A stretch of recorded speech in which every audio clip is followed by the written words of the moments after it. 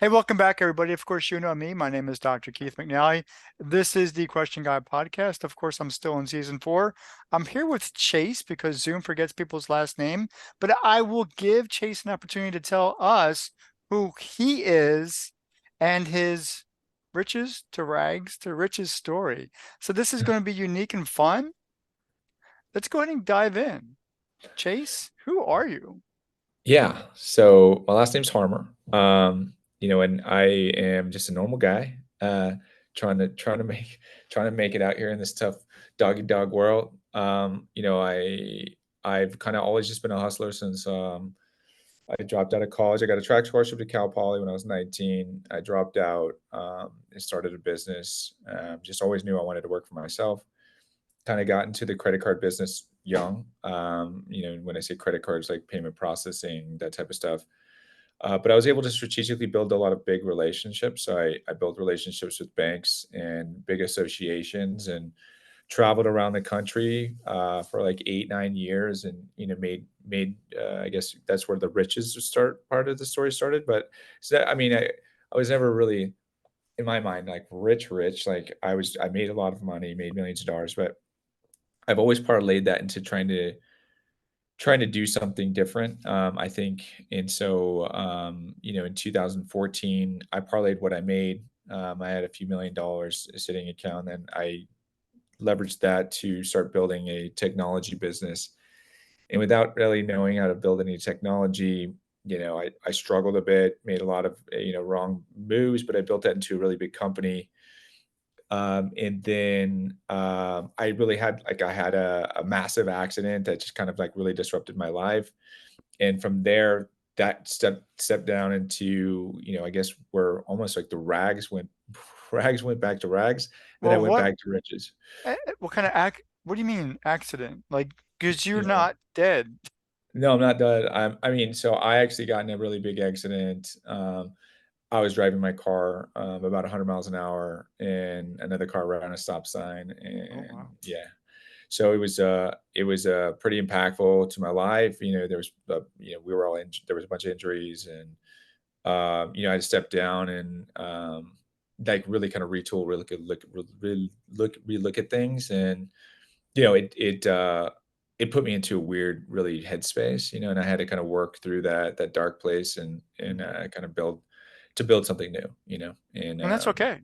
People have to yeah, go through those transitions yeah, in order to become something even better. yeah. No, it's part of my story, so it is what it is, and you know, um, you look at those moments and you wish like they never happened, but I don't think if they never happened, some of these other things would have never happened, So it's just you never know. God works in mysterious ways. Who knows if this is God working in my life, or if it's just this was just supposed to be a miserable uh, consequence of just being existing. But here, you know, definitely these types of things make you step back and look at things, and it put me in a weird position that I had to like kind of start over all over and win all over again. So So, what did starting over look like for you? well, so I put my all my I had put pretty much invested everything that I had into my last company, and so when I would say starting over, I really essentially I built a whole another platform, really just by the skin of my teeth, and I did that. And when I say skin of my teeth, like I had no money, but I somehow put together 1.7 million to build this platform. And when I look back at it, I don't know how in the moment, you never really know, like, how it's just, like, all a struggle, like, you're just, like, putting here, robbing Peter to pay Paul, like, figuring out, this, that, and this, but then, Like most every entrepreneur. that is every entrepreneur Yeah. story, and I truly did have all my money was tied up, so I really did every month was just a constant, like, "Okay, now what am I gonna leverage to, like, essentially make this payroll work?" We have engineers, you have overhead costs, you have, CEO, you have all these people that you have on the team, and, essentially, figuring out how to do it because building a building a company that requires lots of overhead, and constantly having to find the money all the time is very stressful, Yeah. so but it's just part of the, the deal now. It's part of the MO. It's like normal. Right? Well, talk to me about what it's like to be an entrepreneur. What are the pros, cons, the good and the bad? Because I know a lot of people who watch and listen to my conversations. I do have small business owners because I also do a conversation called Coach's Corner for people who are making specific impacts in whatever space that is. Sure. But people love to hear that those success stories because quite honestly, they want to get some secret sauce. They want some of that dripping on them. Yeah. Can you share some of that? Sure. I mean, there's so much secret sauce. I mean, a lot of the stuff that I say, so a lot of the things that I had to learn was, by the school of hard knocks, and by definition, I'm a knucklehead for sure. So like I literally have to learn that way. I don't even think there's any other way for me to actually learn. Because someone said, "Oh well, blah blah blah," like, and I'm like, let me see if like I'll like look. I'll look at trying to do that, but I have an idea that I think this is going to work, and so like I actually have to prove myself wrong most of the time. And hopefully it's not very costly to me to prove myself that way. But and I don't. If someone very smarter than me is telling me, giving me advice, then I listen. That as long as they've done it, what I want to do. That I, uh, most of the people that you're around as a young budding entrepreneur or like business owner, you're not going to have people around you that have had like nine-figure exits or like multiple 10-figure exits. Most of the people that are giving you advice are people that really haven't done what you're doing, and that's just unfortunate, but it's true because everyone has an opinion, and everyone wants to lend their advice, but there is a certain time where your mom's advice, you know really can't really do you any good in business. I mean, and so because you've surpassed that level where your mom actually has the capability to help you. And I think the unfortunate thing is that people listen to all the advice and then really starts to second guess themselves because someone that doesn't hasn't done what you've done had told you something that could possibly be true, but oh my god, now it's in your head. And so I think listening to the wrong advice is or listening to people that are at your same level, have never done what you've done, or haven't even started a business before, that's obviously something that you don't want to entertain. And I think, unfortunately for us, because we're guided by what people think, a lot of us, that's something that, steers them to give up or not be persistent to pursue their dreams. And I think that's problematic and it's something that should be solved. I mean, there's so much secret sauce, though. I mean, it depends upon if you're trying to solve a technology problem, or if you're just looking to build a business. But there's fundamental things I think for each one of those examples that could be valuable to people. And specifically, I don't want to go on a tangent. I That's guess. okay. Let's talk about you. So you were successful as a young man. Um, So from 19 up until your car accident, and then yeah, after your car accident, you have reestablished yourself.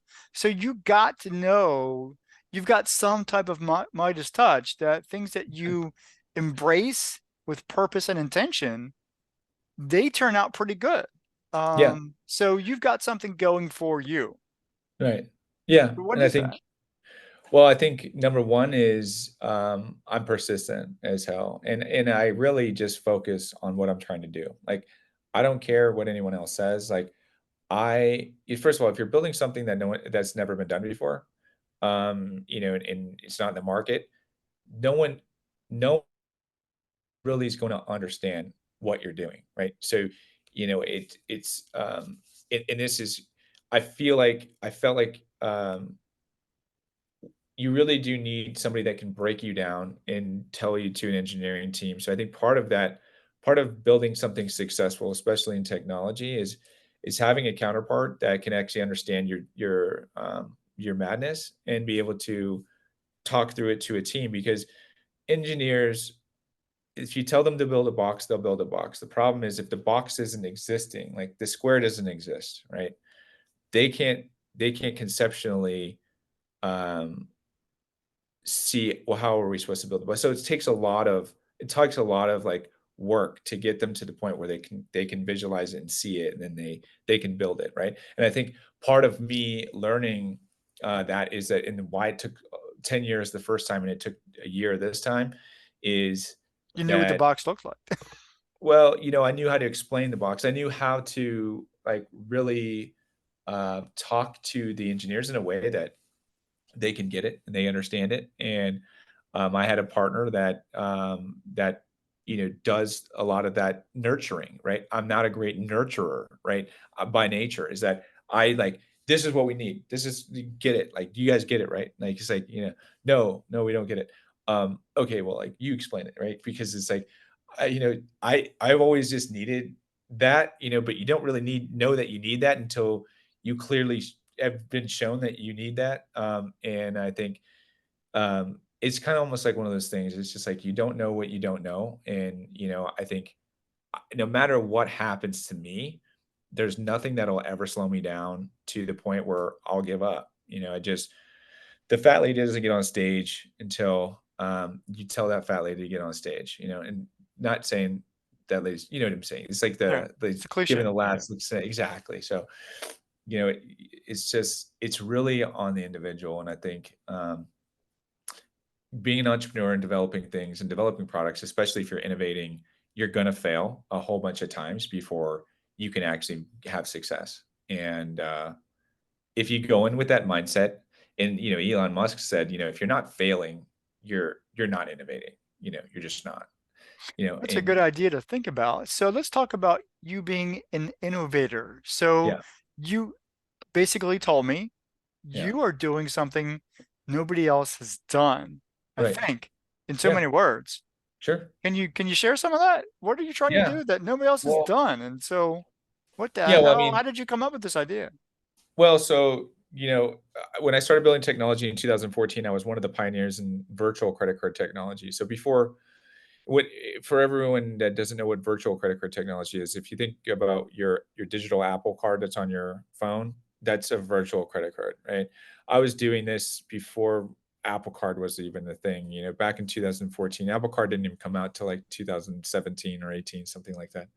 So, you know, what we've done is we've made charitable donations transparent. And, for an industry like charitable donations and donations in general, nonprofits, that world, it's been a black box for ever since nonprofits have been a thing, right? It's Mhm. never been no one really understands what happens to the money. Yeah, like so, yeah, you can tell like a portion of this money goes here, but like then there's a big portion that is like really doesn't know what happens, and nobody really understands what happens in real time. So I could what give I you a wanted, real good example. When I was younger, the Muscular Dystrophy Association had yearly events. I don't know if you remember Jerry Lewis putting on these things, right? And mhm, so every dollar that was donated, you would think that dollar was going to the needy people that, needed the money. nope, But it was later disclosed that 32 cents out of every dollar went to the needy people that needed the money. So right, there was a gap between that 32 cents and that dollar that it's we a didn't know lot, anything about.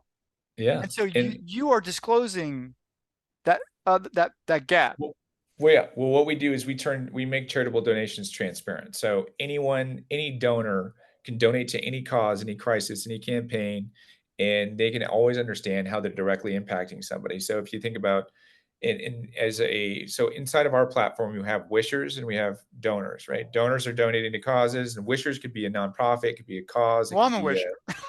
yeah, it could be a crisis, it could be anything, right? So anyone could be a wisher, and it could be for health reasons, all these different types of things, right? So specifically, you're raising money, or nonprofits are raising money for something. They're raising money for, to impact this, or they're health related, or hey, I need groceries for my family, or hey, I need people in Maui, like, hey, we need to fly these people out of there, or we need to get airfare, hotels, all this type of stuff. So people can actually directly donate to help someone, an individual, a family, a cause, or a crisis. And those people and those causes can get funds within 24 hours on our platform.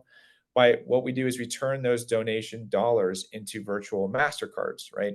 And we deliver those to an Apple phone, Android phone, or directly into a wallet where they can shop in our shopping portal that's connected to about 5,000 retailers. And when I say 5,000, I'm talking about like the top name brands out there, like Amazon, Walmart, Walgreens, CVS, Nike, all the places you could possibly need to shop or want to shop. And we have all the categories, but it's category specific donations. So if you think about um, the platforms that exist in crowdfunding today, so GoFundMe, these Indiegogo, all these other ones, no one gives tax deductible donations. The reason why is because they're set up as for profit businesses, but our marketplace has a public 501c3 and we have a fintech. So all the donations go through our public 501c3, and the reason why you don't get the reason why you don't get actually tax deductible donations when you donate to an individual through a platform like that is because technically you're not able to get individual tax deductibility when you donate to an individual, right? You can't actually do it. However, because you're donating into our public charity governs the financial impact to that person. So that donor is able to get that tax deductibility, even if it's to an individual, a family, a crisis that's not a public charity that's helping on the ground floor or a cause. All of the donations are tax deductible. The other cool thing that we did inside of our platform is we made it reward centric. So any donation can earn rewards on those donations. So if you think about the bonus categories on anyone's credit card, your credit card, Keith, you probably get rewarded for buying a hotel stay or buying an airline ticket or potentially groceries or rideshare. Those are all big categories that most credit cards, they realize they're big categories and people spend in those categories. So they want you to spend on their card. So they'll reward you for, spending money with their card in those categories. So we know which category, we know those bonus categories. So our nonprofit owns 10 other companies and they're all specifically essentially shell companies for those categories. Wishes groceries, Wishes hotel, Wishes gas station, Wishes restaurant, airfare. So when people donate, they can help specifically with a category that someone needs help with, like airfare, hotel, restaurant, groceries, and they can get those rewards, those rewards and cashback incentives from their own credit card, get the tax deductible donation, and then we turn those credit cards into fleet cards, which essentially can be used by that wisher for those specific things. So a fleet card, and I'll give you an example of fleet card. If anyone's ever had a gas card before, or you've had a gas card before at Arco or Chevron or whatever, you can buy gas anywhere, right? But you can't go into Macy's and buy an outfit. It doesn't allow you to do that. It doesn't transition between the gas and clothing, right? This is what these essentially are. They're MCC restricted. So we have a general bucket where nonprofits can raise for whatever they need to raise money for.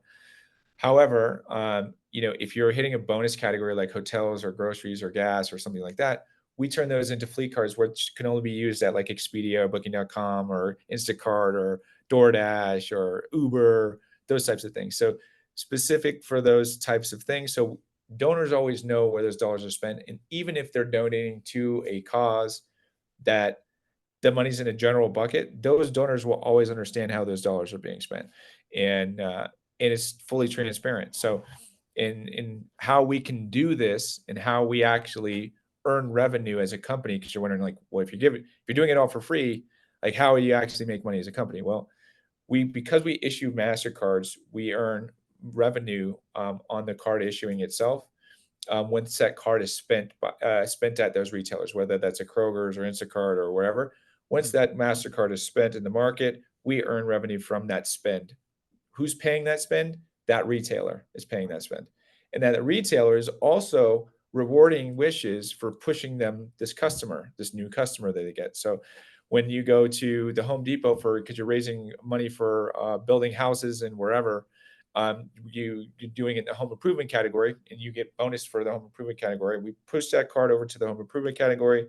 You can instantly spend online through Home Depot or whatever you need.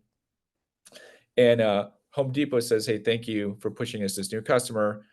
They give us, 1 to 3% additional, and then we earn on that Mastercard. So we're earning revenue once that money is spent in the market, and that's how we're able to do it for free, and that's how we're able to actually really provide that transparency on any transaction that happens through our platform. Chase, I absolutely love that. That is a golden idea that I think true. Nobody's really thought of putting a nonprofit umbrella under, over a GoFundMe, a crowdfunding idea. So that's really, really cool. Yeah. Um, with that in mind, going back to you as the innovator creative, once this is up and established, what do you see for yourself, down the line? Or Well, is this it? Is this your pot at the end of the rainbow? yeah, I mean, yeah, 100%. So, my goal is to help a billion people with the platform. That's really what the goal is that we want to make an impact to a billion people's lives. And essentially, um, that is really what I'm doing it for. And I think, if I'm able to even get somewhat close to that, obviously we'll be able to reap the rewards as a company for doing that. But I think that's really the motive and really what we want to do, accomplish. Cool. Cool. That is Yeah. definitely a rags to riches story and then some. I do appreciate that. Yeah. With the limited amount of time that we have left, I want you to talk to our audience. Give Uh-huh. them something empowering, impact them today that they could change their life as an Yeah. entrepreneur. Yeah, I mean, as an entrepreneur, so I think, I had a lot of things stacked against me when that car accident happened. And I feel like, um, you know, against all odds, I was able to do it. And that was because I just took one step forward at a time. A lot of times as an entrepreneur, you have a million things going on around you and everything. It seems almost impossible that you could potentially even think about getting all these things done. And I think that type of stress kind of immobilizes us sometimes where we're like, holy shit, like, and then you just don't get anything done. Right. And I think, I think it's really just remembering that it's just one step at a time. It's really just one step at a time. You can't actually get this done unless you make one like little thing of progress, and if you're able to just focus on those one things like, at a time, because no matter how much you like to multitask, everyone sucks at it. It's proven that multitasking, even though we can't help ourselves as people, like we really just can't. Like we have to do it now. It's like part of our nature. But nobody's good at it, and it's easier to knock off things one at a time and take things off of your list, because when that list continues to grow and you're still not making movement on it, it kind of immobilizes us and you're like, oh hell, like I'm just gonna give up. I can't do this. So I think um, making those checking things off the list is mentally allows you to continue to move forward and feel like you're making progress and that you're winning the day. And I think that's super important to continue on as an entrepreneur, because it's tough as heck, man. I think both as an entrepreneur and just as people, if we could just kind of check off those things and, Yeah, say we're done and yeah. celebrate the small wins, I think that's perfect. Chase, thank you so much for joining me on the Question Guy podcast today. For those of you who are watching, listening, I'll see you next time. Take care. Thanks so much.